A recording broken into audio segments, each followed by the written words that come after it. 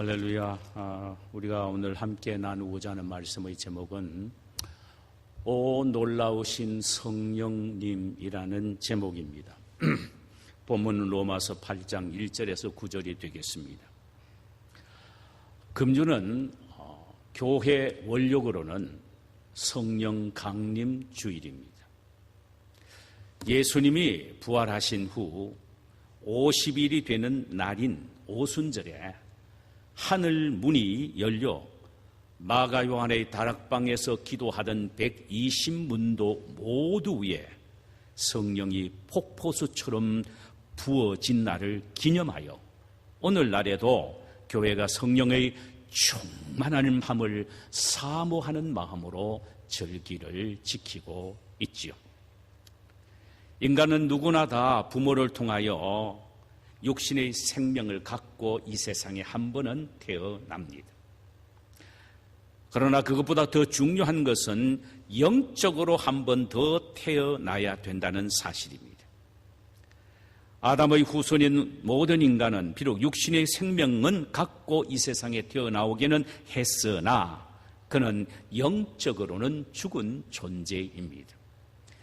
영적으로 죽었다는 말은 하나님과의 관계가 끊어졌다는 말이며 영원한 지옥에 들어갈 운명을 가지고 있는 존재다라는 의미입니다.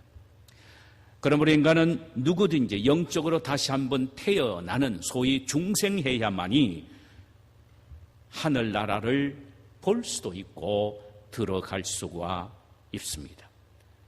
그러니까 중생하지 않는 사람은 하늘나라를 볼 수도 없고 들어갈 수도 없다는 말입니다. 그러므로 우리에게 있어서 영적으로 다시 태어나는 이 중생이야말로 얼마나 중요한 일인지 모릅니다. 이것은 곧 구원의 한 과정이기 때문입니다. 그런데 이 중요한 중생의 사역, 거듭나게 하시는 사역은 누가 하시는 일이냐? 성령 하나님이 하시는 일입니다.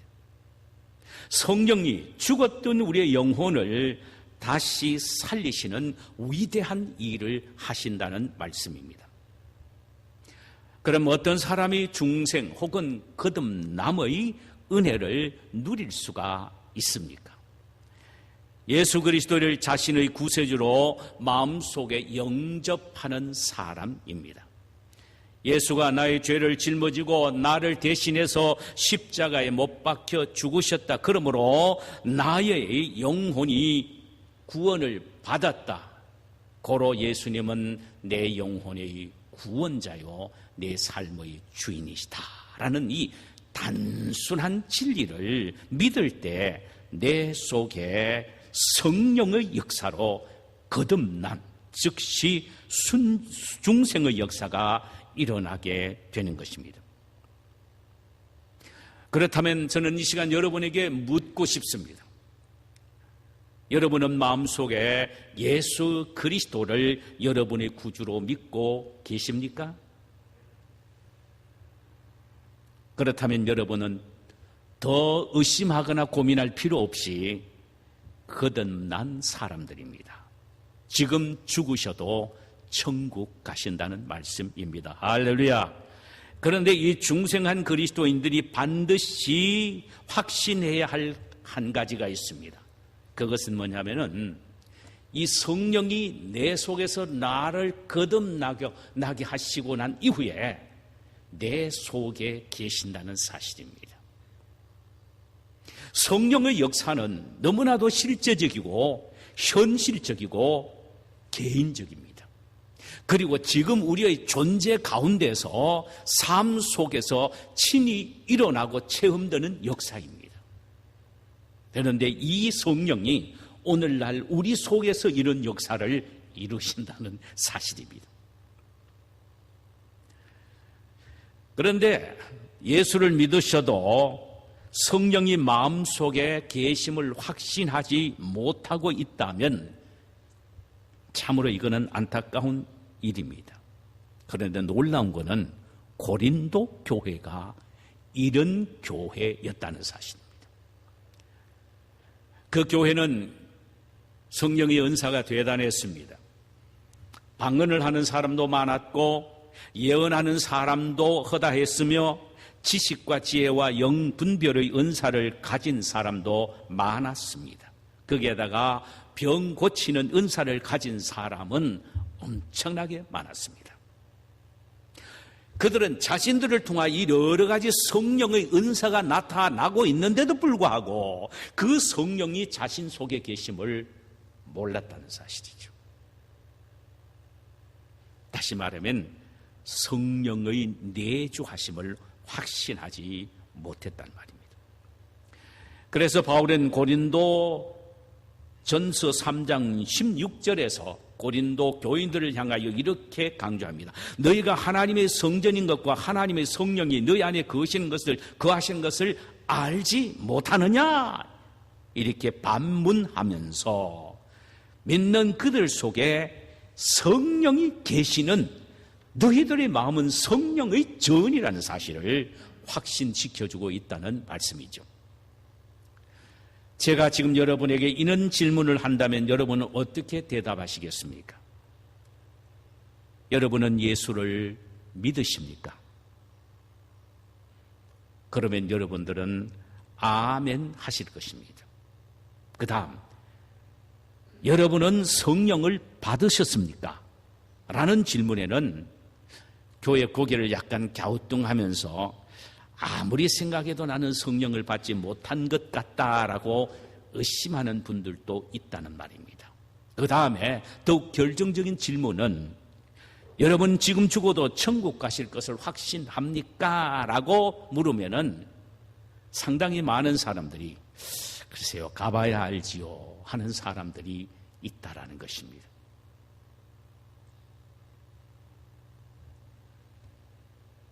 여러분, 예수를 믿는다는 것은 성령을 받았다는 증거요. 이런 사람은 지금 죽어도 천국 간다는 확실한 하나님의 약속이 있습니다. 이것은 변하지 않는 진리입니다. 이 진리를 믿게 되시기를 주님의 이름으로 축원합니다. 예수님은 당신을 믿는 당신의 자녀 속에 영원토록 거하도록 하기 위하여 당신 대신 다른 보혜사인 성령을 보내어 주셨습니다.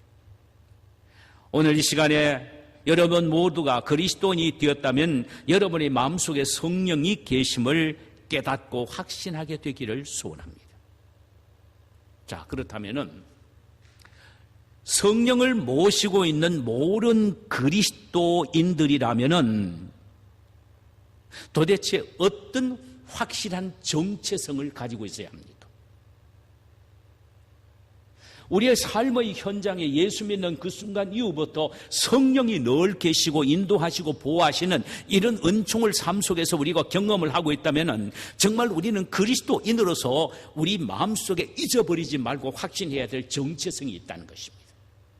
네 가지입니다. 하나는 내가 지금 그리스도 안에 있다는 사실에 대한 확신을 가져야 됩니다. 나는 그리스도 안에 있는 사람이라는 정체성을 가져야 됩니다. 1절을 보니까 그러므로 이제 그리스도 예수 안에 있는 자. 우리가 보통 나는 예수를 믿는다라고 말할 때는요, I believe Jesus Christ라고 말하지 않고 반드시 전치사를 in이라는 전치사를 사용합니다. I believe in Jesus Christ as my Savior. 나는 예수를 나의 구세주로 믿습니다. 할 때 전치사 in을 사용합니다. 안에 있습니다. 믿음이라는 것은 그 안에 있는 걸 말합니다.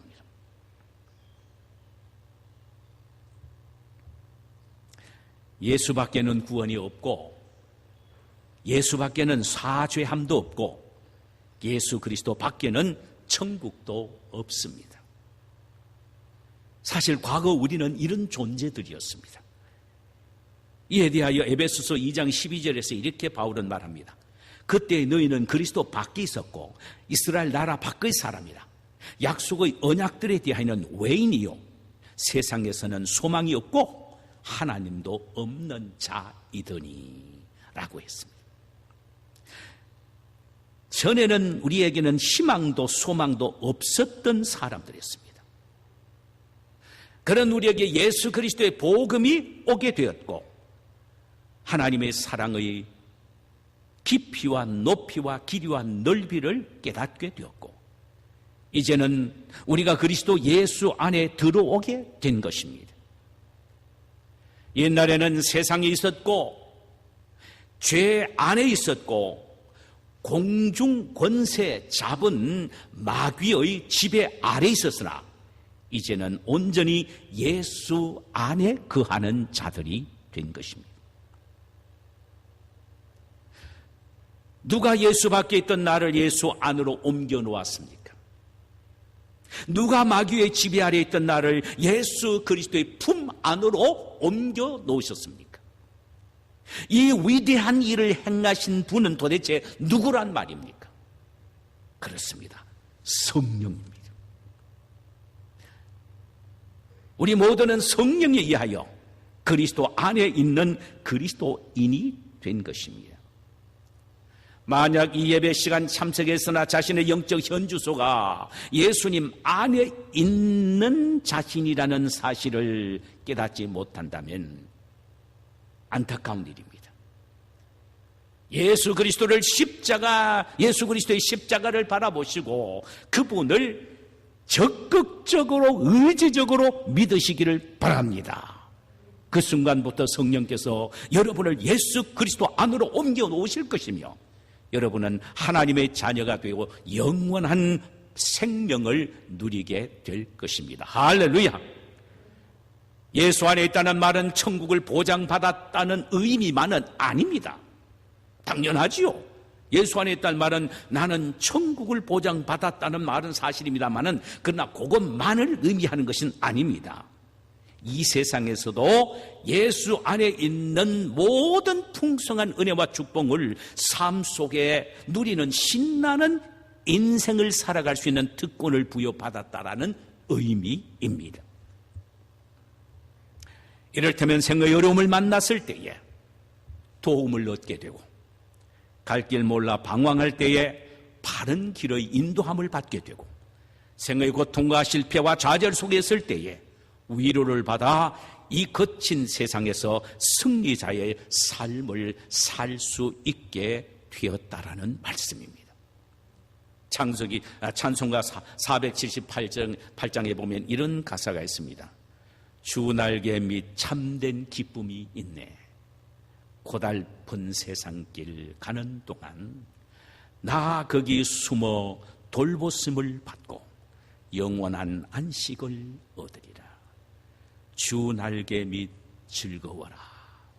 그 사랑 끊을 자 위뇨. 주 날개 및 내 쉬는 영혼 영원히 거기서 살리라. 주님 안에서 참된 보호와 위로와 평안 속에서 살게 된다라는 것입니다. 이것이 바로 성령님이 우리를 예수 안에 살게 함으로 예수 안에서 이런 영광을 누리게 하신다는 말씀입니다. 할렐루야. 두 번째로, 그리스도인은 정죄함을 받지 않는 정체성을 가져야 합니다. 이 말은 누가 뭘 하면 당신 죄인이지 그러면 아이고 난 죄 지은 사람이다 이렇게 할 필요가 없다는 것입니다. 너 죄인이잖아. 나는 의인이야. 당당해야 되는 거예요. 왜? 나는 정죄함을 받지 않는, 정말로 죄가 없는, 하나님 이하여 죄가 없다라는 의로움을 칭받을 수 있는 정체성을 가지고 있는 하나님의 사람이란 말입니다. 1절을 보니까 그러므로 이제 그리스도 예수 안에 있는 자에게는 결코 정죄함이 없나니 라고 했습니다. 죄인으로 인정받지 않는다는 말입니다. 원래 우리는 죄인의 신분으로 이 세상에 태어났지요. 신분에 걸맞게 본성이 전적으로 타락하여 우리의 말과 행동과 생각 모두가 죄투성이었습니다. 그야말로 죄를 물마시듯 하며 살아왔다는 말입니다. 그 죄 때문에 하나님이라는 말만 들어도 두려워했고, 심판이라는 말만 들어도 벌벌 떨었으며, 지옥이라는 소리만 듣기만 해도 몸소리 칠 정도로 공포에 사로잡혀 있었습니다. 그러나 예수 안에 들어오면 결코 정죄함이 없다라는 것입니다. 이는 결코 유죄 선고를 받아 형벌을 치르지 않는다는 말씀이에요. 구원에서 제외되지 않는다는 말씀이기도 합니다. 예수 안에 있는 자는 자신이 지은 과거의 죄와 현재의 죄와 앞으로 지게 될 미래의 죄까지도 몽땅 다 용서함을 이미 받았다라는 말인 것입니다. 그 이유는 예수 그리스도의 피가 우리의 모든 죄를 덮어버리셨기 때문입니다. 2000년 전 갈보리 십자가에서 흘리신 그리스도의 보혈의 피는 우리의 모든 죄를, 오고 오는 모든 지은 죄들을 몽땅 다 보혈의 피 속에 수장시켜 버렸다는 것입니다. 그러므로 비록 우리 속에는 죄성이 있고 타락한 인간 본성이 있다고 하더라도 하나님은 우리를 보실 때에 우리 개개인을 바라보는 것이 아니고 예수 그리스도의 십자가의 렌즈를 끼고 우리를 보시는 겁니다.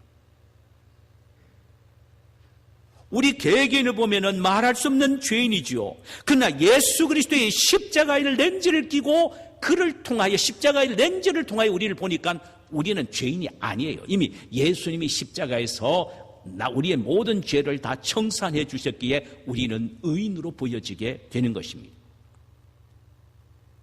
그리스도의 십자가가 나의 모든 죄를 청산했기 때문입니다. 십자가에서 이루신 이 사죄의 위대한 역사를 성령이 오늘날 이 시대에 나에게 적용시켜서 나의 것으로 만들어 주신다는 말씀이에요. 성령이 하시는 것입니다. 자, 이렇게 말씀드리면 이 사건에 대한 논리적으로, 시간적으로 의문을 제시하는 분이 계실 것입니다. 이를테면 예수님의 십자가의 죽으심의 사건은 2000년 전에 일어났고 나는 지금 22세기에 살고 있는데 예수님이 이루신 무죄의 공로가 어떻게 지금 이 시대에 나에게 나타날 수 있느냐라는 의문을 제기할 수 있단 말이죠. 그러나 여러분, 나타났습니다. 성령께서 그렇게 하신 것입니다. 예수 그리스도의 십자가는 우리가 무죄될 수 있는 모든 법적 근거를 2000년 전에 이미 마련해 놓으셨습니다. 그런데 성령께서 그 무죄성이 실제로 나에게 일어나게 해 주신 것입니다. 즉 2000년 전에 예수님이 십자가에서 이루어 놓으신 무죄성을 성령께서 오늘날 나에게 가지고 오셔서 나의 것으로 가슴에 안겨 주셨다 이 말입니다. 할렐루야. 물론 이 말은 내가 지금 완전해졌다는 말이 아닙니다. 내가 앞으로도 죄를 짓지 않을 것이라는 의미는 더더구나 아닙니다. 이 무죄함은 예수 그리스도의 죽음과 부활을 근거로 해서 하나님 쪽에서 나를 의롭게 보시고 성령을 보내어 나의 임 안에 의인의 인을 치시고 당신의 가슴으로 우리를 끌어안아 주심으로 이것은 바로 하나님의 선물이요 하나님의 은혜인 것입니다. 이 무죄함의 은총은 예수 그리스도의 죽으심에 의한 나의 죄의 청산을 근거로 하기 때문에 이것은 순간적이 아니고 영원합니다. 그래서 그리스도의 십자가에서 일어난 이 사건이 인류 종말까지 계속해서 무죄성의 역사가 이루어지는 겁니다. 효과가 나타나는 것입니다. 오늘날 우리에게도 나타날 뿐만 아니라 예수님이 이 세상에 재림 오시는 극전까지 이 세상에 태어나는 모든 인간에게도 동일하게 그 십자가 위에서 이루어 놓으신 무죄성의 역사가 그대로 적용이 됩니다. 적용이 되는 거예요. 그래서 우리의 무죄성은 순간이 아니라 영원한 것입니다. 영원한 무죄성 앞에 어느 누구도 우리를 정죄할 수 없습니다. 너 죄인이라 말할 수 없습니다. 우리는 당당히 예수 그리스도의 십자가의 속죄로 말미암아 나는 의인이 되었다, 나는 무죄하다라고 당당하게 말할 수가 있어야 합니다. 이런 역사와 확신과 능력을 주신 분이 바로 성령이다 이 말이죠. 성령을 마음속에 모시는 분은 이런 확신 속에서 살아갈 수가 있어야 한다는 말입니다. 여러분 어떻습니까? 성령께서 나를 정죄함이 없도록 확신을 주신다면 내가 어떤 사람일 것 같습니까? 우리의 마음속에는 기쁨이 있고 평안이 있고 영적인 행복이 있고 즐거움이 있을 것입니다. 이게 바로 그리스도인들이 누리는 성령에 의한 베네핏입니다. 유익입니다.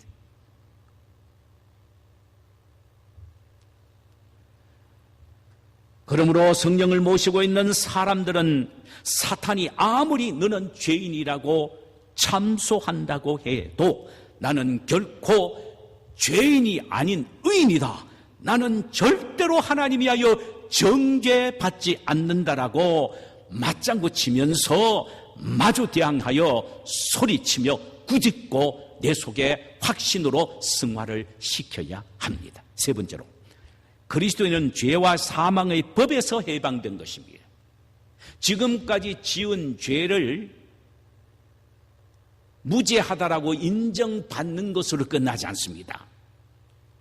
죄와 사망의 법에서 완전하게 해방된 자들입니다. 그리스도인들은요. 2절 보면 이는 그리스도 예수 안에 있는 생명의 성령의 법이 죄와 사망의 법에서 너를 해방하였음이니라.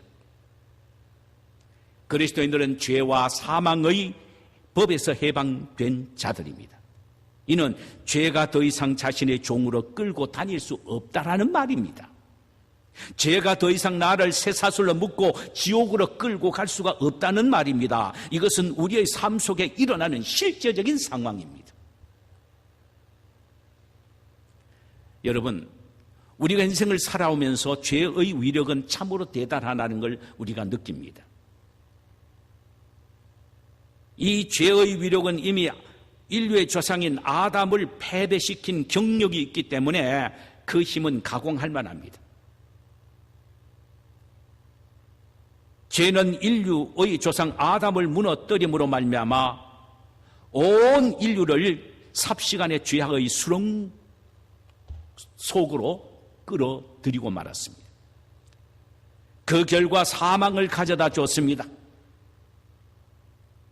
아담의 후예인 모든 인류를 한꺼번에 결박하여 지옥으로 끌고 갈 정도로 막강한 힘을 가졌단 말입니다.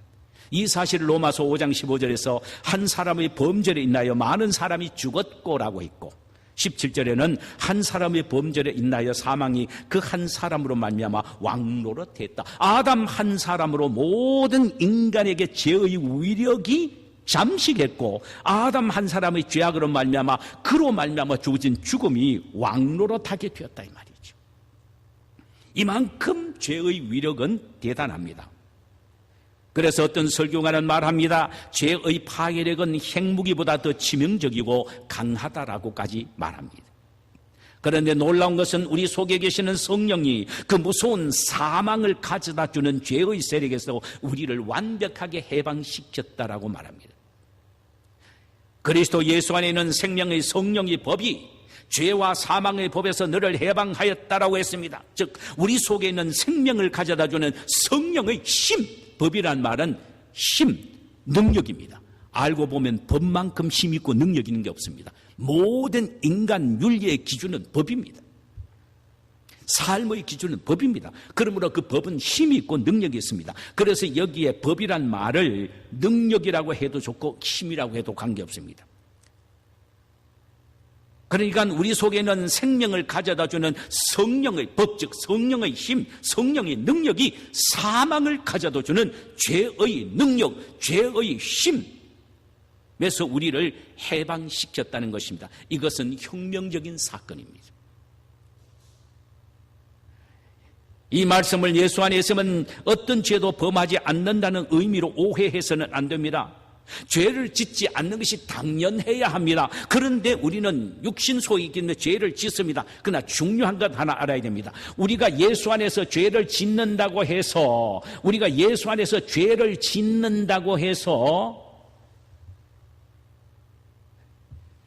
마귀의 종이 되어서 끌려가서 죄를 지어서 엔조이하며 즐기면서 죄를 짓는 것이 아니라는 것입니다. 단지 마귀와 사탄과 악의 세력의 유혹과 미혹을 받아서 죄를 짓는 것에 지나지 않습니다.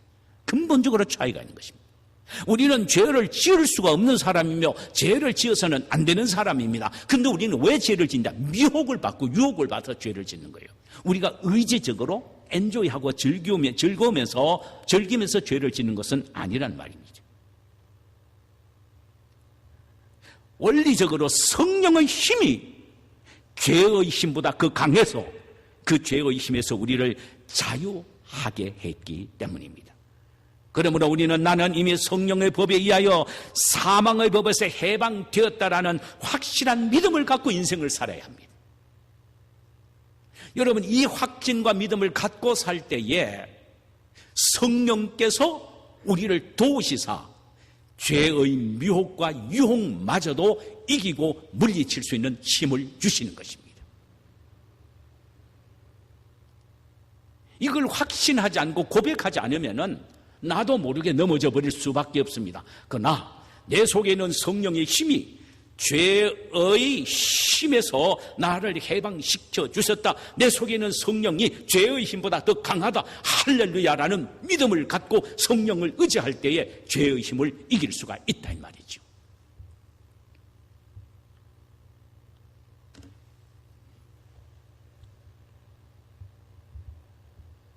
이것이 우리가 매일매일 삶 속에서 살아야 할 삶이고 확신입니다.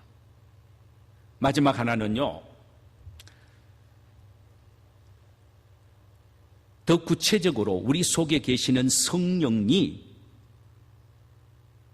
어떤 역사를 일으키시나, 그리스도인 속에서 성령이 어떤 일을 하시느냐. 너무너무 실제적인 일입니다. 중요한 부분이죠.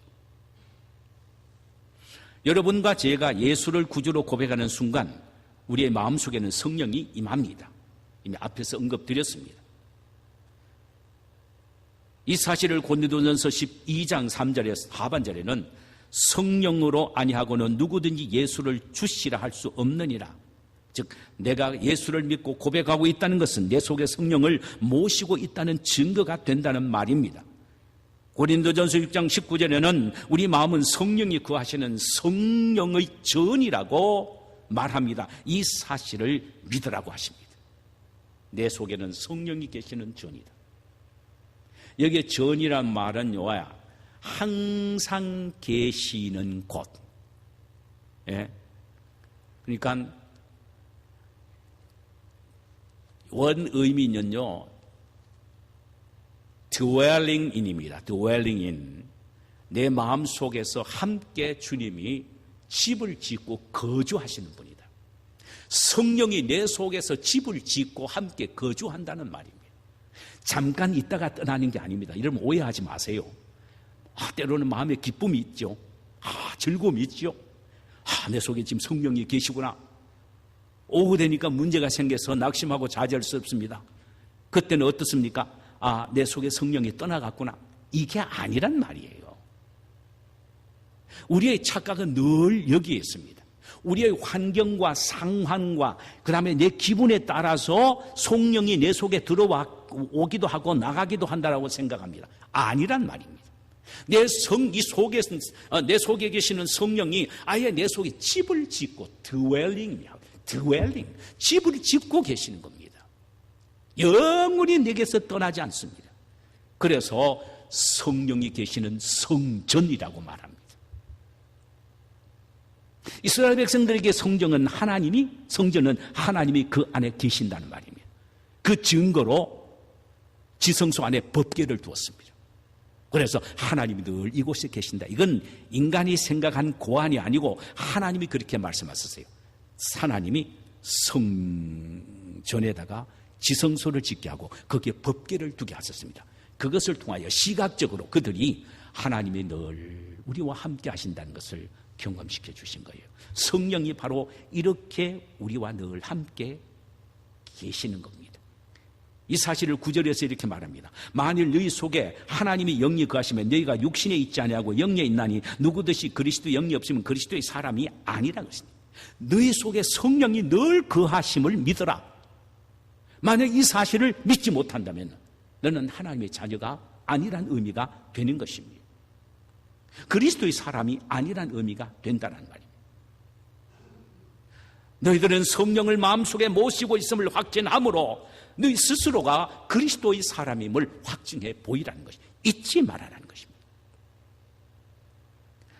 만약 이 시간 예수를 믿어도 마음속에 성령이 계심을 확신하지 못한 분이 계신다면 하나님의 말씀의 권위로 주의 종인 제가 여러분에게 선포합니다. 여러분 속에 성령이 계십니다. 이 사실을 의심하지 말고 확신하고 믿으시기를 주님의 이름으로 축원합니다. 예수님은 승천하시기 전 두려움 속에 사로잡히는 제자들에게 요한복음 14장 16절에서 17절 사이에 이렇게 말씀하셨습니다. 내가 아버지께 구하겠으니 그가 또 다른 보혜사를 너희에게 주사 영원토록 너희와 함께 하실 것이요 너희 속에 계실 것임이니라. 성자 예수님의 요청에 의하여 성부 하나님이 성령을 보내어 주신 것입니다. 주실 것이며 그 성령이 영원히 우리와 함께 계셔서 또 우리 속에 계시게 될 것이라고 말씀하십니다. 여러분, 예수님이 우리 속에 성령이 영원히 계신다고 말씀하셨으면은 예수님의 말씀이기에 우리 속에 성령이 영원히 계신다는 사실을 믿으시기를 바랍니다. 성령님이 내 속에 계시는데도 불구하고 의식하지 못한다면 이 얼마나 안타까운 일이겠습니까? 이 확신을 갖고 이 세상을 살아나가야 된다는 말씀입니다. 성령은 우리와 함께 하시고 우리를 도우시기 위하여 오셨습니다. 예수님이 이 세상에 계실 때 늘 제자들과 함께 하셔서 그를 도우셨습니다. 그러나 예수님은 몸을 갖고 계셨기에 제자들 곁에는 계실 수가 있어도 제자들 속에는 계실 수가 없었습니다. 또 시간과 공간의 지약을 받으셨기에 시공간에 초월하여 제자들 도우시고 그들 속에서 영원히 돕기 위하여 당신과 똑같으나 육신을 갖지 않고 영만 가지고 계시는 성령님을 우리에게 보내어 주신 것입니다. 성령이 오신 이후로는 이 성령이 몸을 가지고 계신 예수님보다 훨씬 효과적으로 제자들뿐만 아니라 오늘날 이 세상에 거주하는 우리 모든 그리스도인들을 효과적으로 도울 수가 있음을 요한복음 16장 7절에서 이렇게 말씀하셨습니다. 내가 너에게 실상을 말하노니 내가 떠나는 것이 너에게 유익이라. 내가 떠나는 것이 너에게 유익이라. 내가 떠나가지 아니하면 보혜사가 너에게 오시지 아니하실 것이요. 가면 내가 그를 너에게 보내리니. 예수님은 우리의 유익을 위해 당신이 떠나시고 대신 성령을 보내신 것입니다. 그 성령이 오늘날 우리 모두의 삶을 도우시고 선한 길로 인도하시고 악의 세력으로부터 보호하시고 우리 속에서 우리를 격려하고 위로하시는 것입니다. 우리는 이 성령의 도움으로 오늘날에도 신나는 승리하는 삶을 살아갈 수가 있습니다. 할렐루야! 그렇다면 결론적으로 우리가 어떻게 해야 합니까? 이 성령에 대한 우리의 태도는 어떠해야 합니까? 성령을 우리 속에 부어주신 하나님께 늘 영광을 돌려야 합니다. 우리를 위하여 자기 대신 다른 보혜사를 보내어 주신 예수 그리스도를 찬양해야 합니다.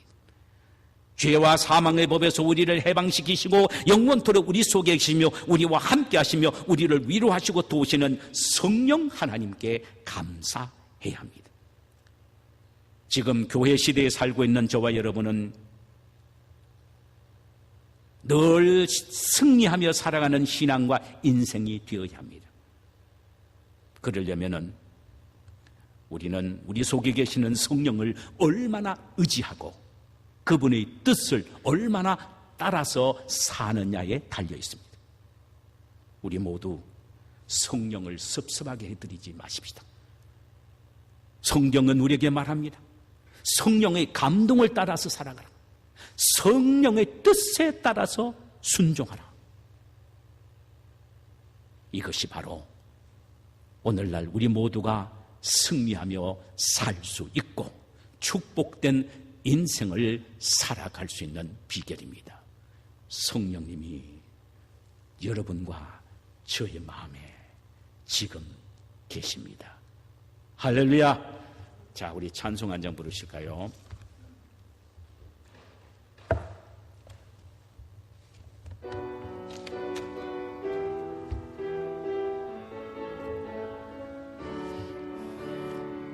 오순절 거룩한 성령께서 충만한 은혜 주신다. 그의 증거로 숨기면겠네. 그 구원받은 우리들 끊어진 초대교회 성도들 담대한 복음 증거로 순교한 그들 따라 우리도 나가서 복음 전하라. 불같은 성령 임하소서. 풍성한 은혜와 주사랑 주소서. 역사하소서. 이 시간에 기도합니다. 성령의 충만을 그 상담으로 얻으나 오직 믿음으로 살리. 성령의 뜨거운 그 불길이 교회에 새 힘을 주네.